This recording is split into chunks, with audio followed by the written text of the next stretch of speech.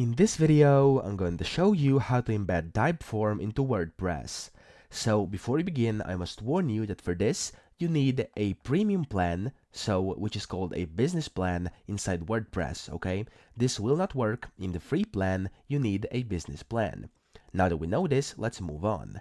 Now, what you want to do, anywhere inside your WordPress website, you want to go over here to this left-hand menu, and then you want to scroll down or kind of look down to where it says plugins. Now you want to click this, and then up here to where it says try searching, so in the search box you want to type in Typeform. So simply type in Typeform and then press this button over here or press enter on your keyboard, and then you will see Typeform pops up as the first thing.